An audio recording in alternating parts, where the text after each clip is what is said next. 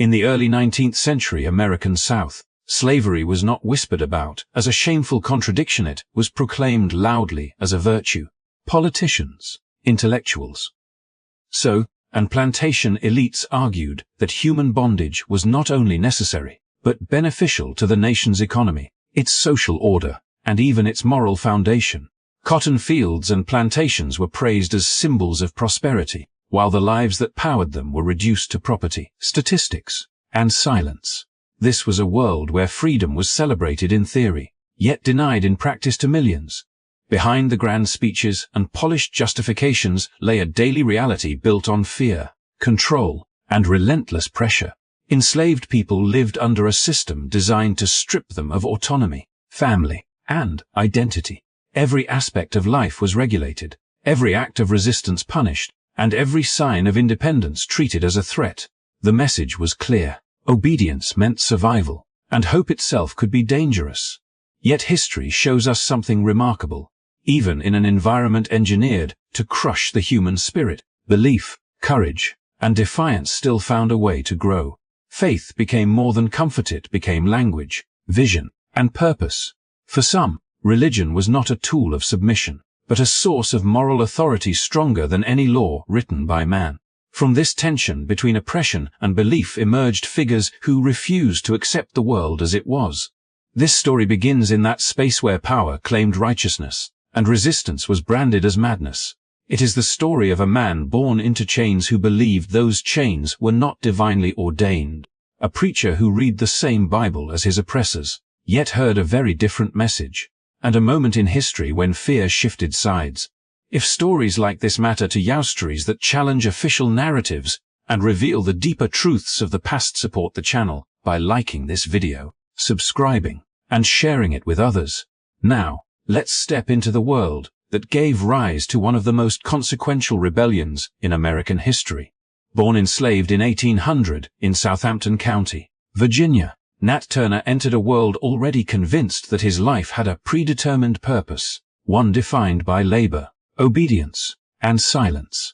The society around him spoke confidently about order and divine intention, insisting that bondage was both natural and beneficial.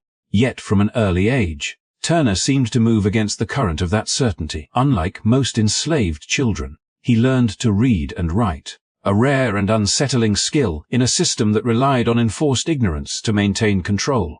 Words, especially sacred ones, became his refuge and his compass. The Bible was not simply a book to Turner. It was a living text, filled with patterns, warnings, and promises that he believed spoke directly to his condition. While others were taught selected passages meant to encourage patience and submission, Turner read deeply and widely, absorbing stories of judgment, deliverance, and reversal. He noticed how often the powerless were lifted up, how frequently unjust power was brought low, and how insistently Scripture returned to the idea that suffering was neither invisible nor eternal. Over time, his reading shaped a faith that did not accept oppression as permanent or righteous. As Turner grew older, his reputation spread quietly across the plantations of Southampton County. Enslaved men and women sought him out, not because he offered comfort alone, but because he spoke with conviction and clarity. He fasted, prayed, and reflected intensely, living in a way that marked him as different, even among a people accustomed to hardship. Many came to see him as a man unusually attuned to meaning, someone who could interpret the world beyond its surface. In a society that denied enslaved people authority of any kind, Turner's spiritual presence created a space where dignity and purpose could still exist. His sermons were not theatrical displays, nor were they reckless provocations. They were thoughtful, rooted in Scripture, and shaped by a deep sense of moral order. Turner spoke of justice, of accountability, and of a universe governed by laws higher than those written by legislatures or enforced by force. He believed that history itself moved according to divine rhythm, and that moments of reckoning were not accidents but fulfillments. This belief did not separate faith from reality. It fused them together. The fields, the skies, the changing seasons, and even rare natural events became, in his mind, part of a larger language through which meaning was revealed. What made Turner truly stand apart was not simply his intelligence or piety, but his certainty that belief demanded action. He did not see faith as passive endurance, nor morality as something that could be postponed indefinitely. The world around him insisted that power defined truth, yet Turner increasingly believed the opposite of that truth would eventually challenge power. His confidence unsettled those who benefited from the existing order because it suggested that obedience was not inevitable and silence was not permanent.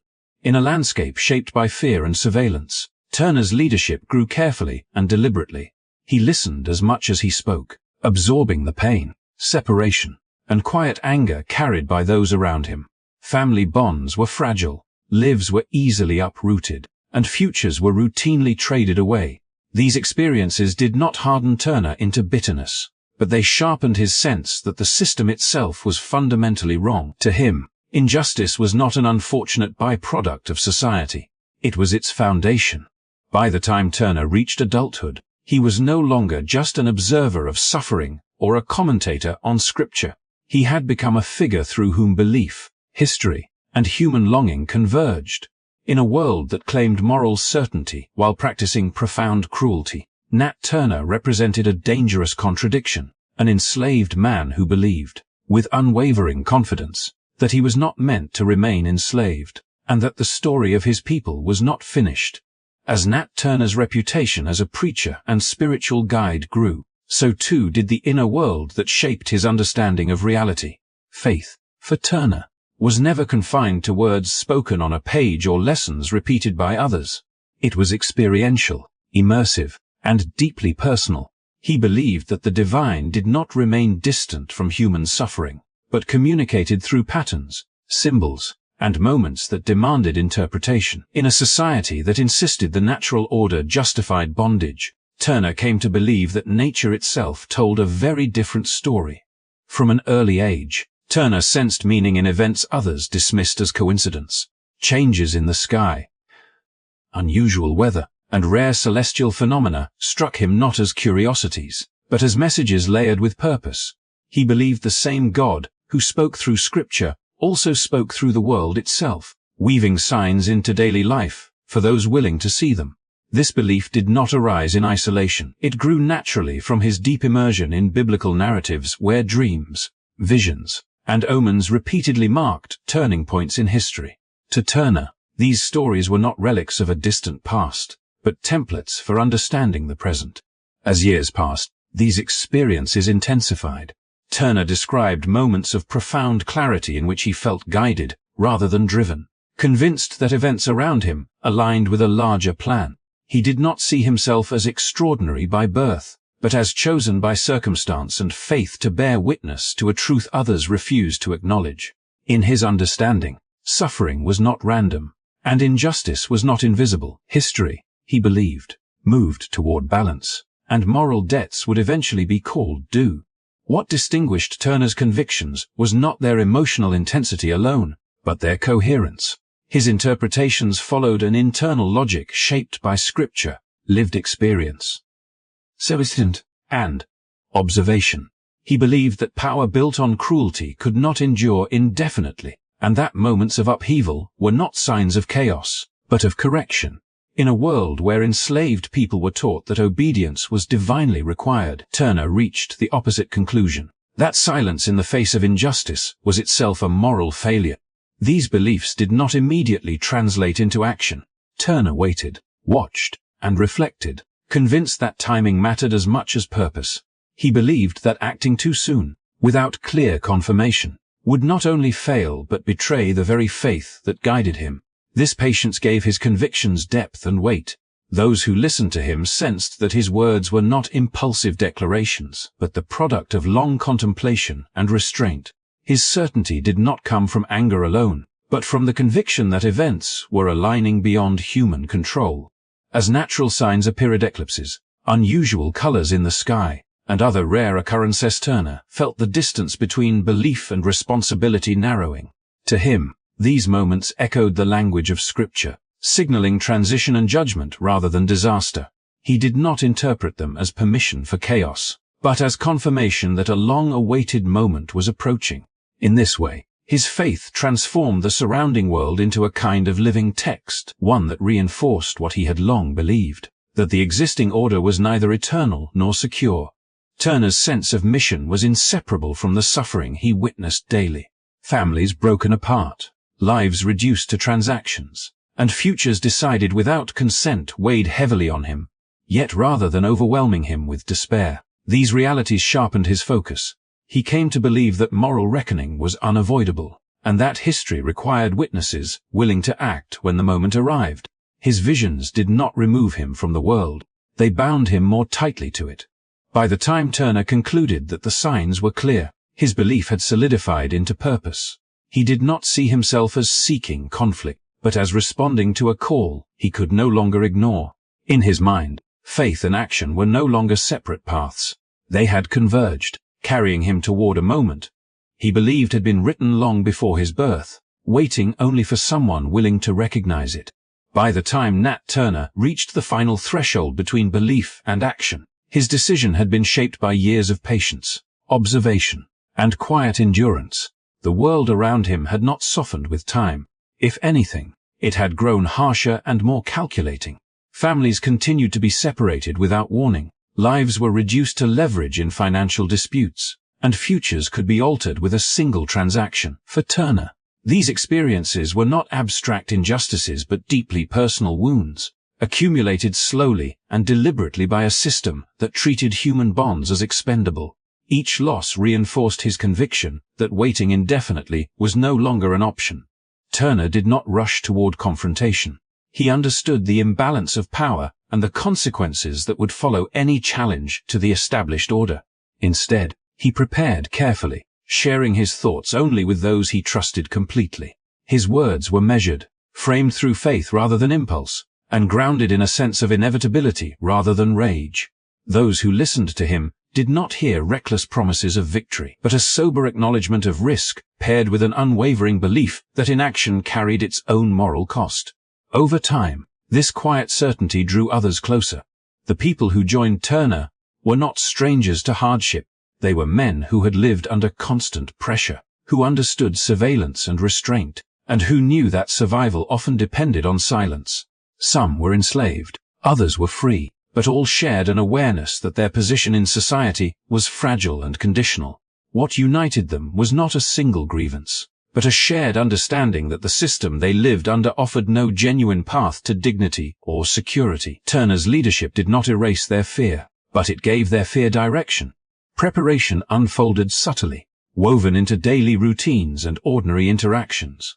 Conversations were coded, movements deliberate, and trust extended cautiously.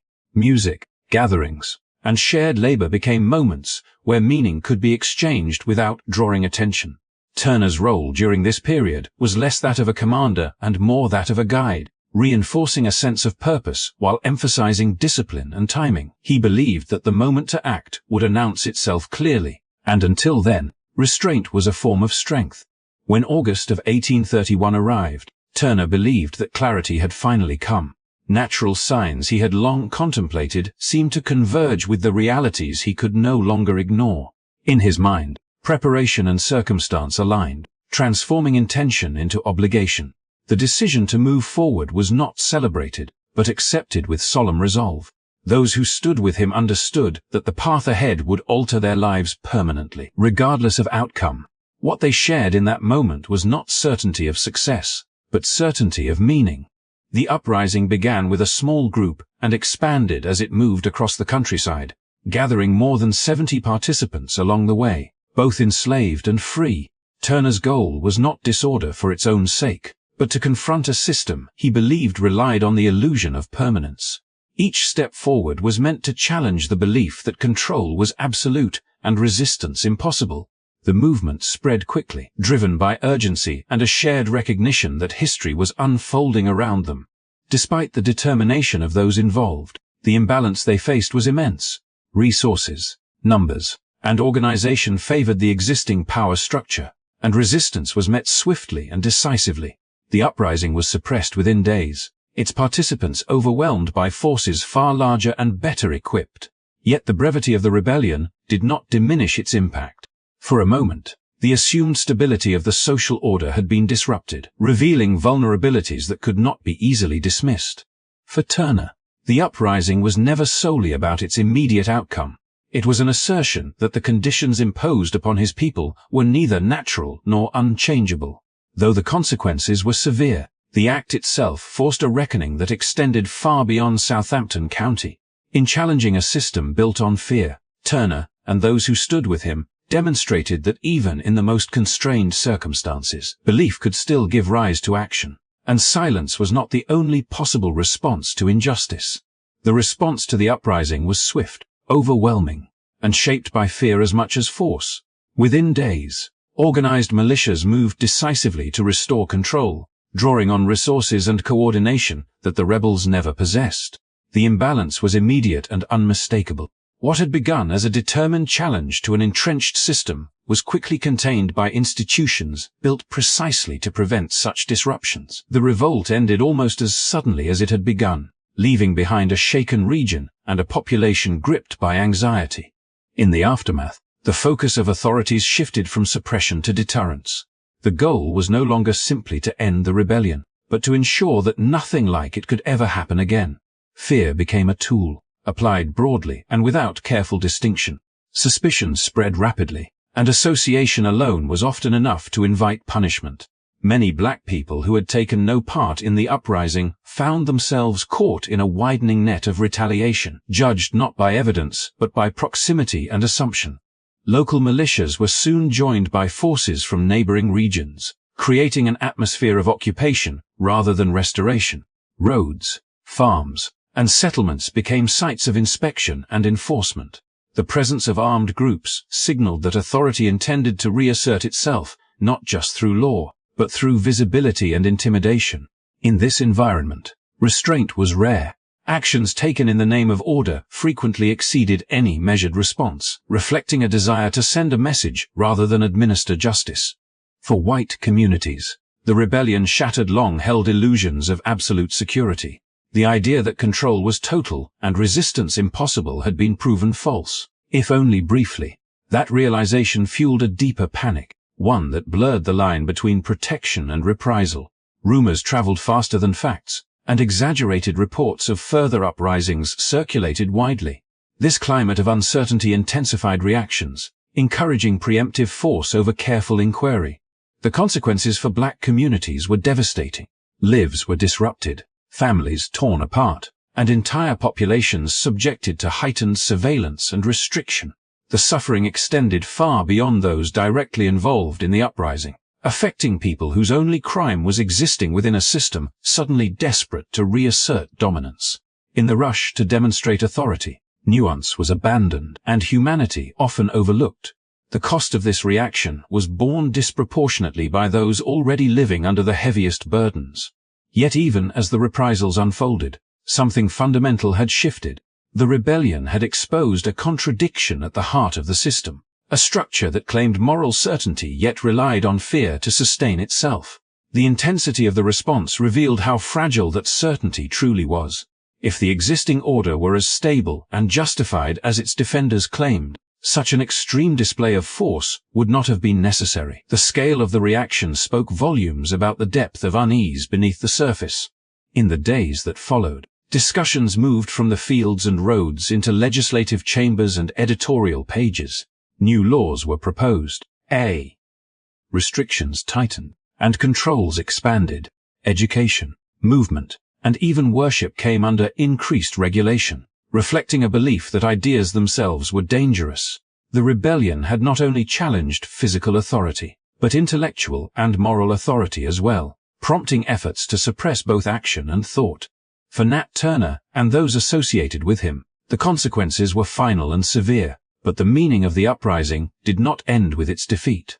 The reaction it provoked ensured that it would be remembered, debated, and reinterpreted long after the militias withdrew.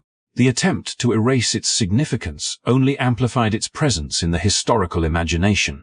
What followed the rebellion was meant to restore silence, yet it instead created a lasting echo, one that revealed how deeply the system feared the very people it claimed to control. Turner's execution did not bring the sense of closure that authorities had hoped for. Instead, It marked the beginning of a new and far more restrictive chapter in the history of slavery in the United States. In the wake of the rebellion, lawmakers across the South moved quickly to tighten control, convinced that ideas, education, and faith itself posed a threat if left unchecked. Laws were passed to further limit the movement of black people, restrict gatherings, and severely punish any attempt at independent learning or religious organization. These measures were meant to restore confidence and prevent future unrest. Yet they revealed something deeper, a growing fear that the institution of slavery was far less secure than it appeared. Public debate intensified in ways that could no longer be contained within local boundaries. The uprising forced the nation to confront uncomfortable questions about morality, power, and human dignity, while defenders of slavery doubled down on arguments that portrayed it as necessary and beneficial. Others began to see more clearly the violence required to sustain such claims. Turner's rebellion made it impossible to ignore the contradiction between ideals of liberty and the reality of bondage. What had once been framed as a regional issue now resonated on a national scale, deepening divisions that would continue to widen in the decades that followed. Over time, interpretations of Turner himself evolved. To many white contemporaries, he was cast as a symbol of fear, a warning used to justify even harsher repression. Yet within black communities, and later among abolitionists and historians, Turner came to be understood very differently. He was remembered as a man who refused to accept injustice as permanent, who believed that moral truth could not be silenced by force. His actions were seen not as mindless destruction, but as a desperate response to a system that allowed no peaceful path to freedom. Turner's legacy endured because it spoke to something larger than a single event. It challenged the idea that power alone determines righteousness and exposed the moral cost of maintaining an unjust order. His story reminded future generations that resistance often arises not from chaos, but from conviction, patience, and a belief that history can be confronted rather than merely endured. Even in failure, the rebellion left an imprint that laws and punishment could not erase. As the nation moved closer to the Civil War, the memory of Nat Turner lingered beneath political speeches and public arguments, shaping fears, hopes, and moral reckonings on both sides. His life and death became part of a larger narrative about the limits of oppression and the human desire for dignity. Though silenced in his own time, his story continued to speak, raising questions that America would eventually be forced to answer. Thank you for listening and staying with this story to the end. If you found this exploration meaningful and believe these histories deserve to be remembered and discussed, please support the channel by liking this video and subscribing for more in-depth narratives. Your support helps keep these important stories alive, and we look forward to sharing the next one with you.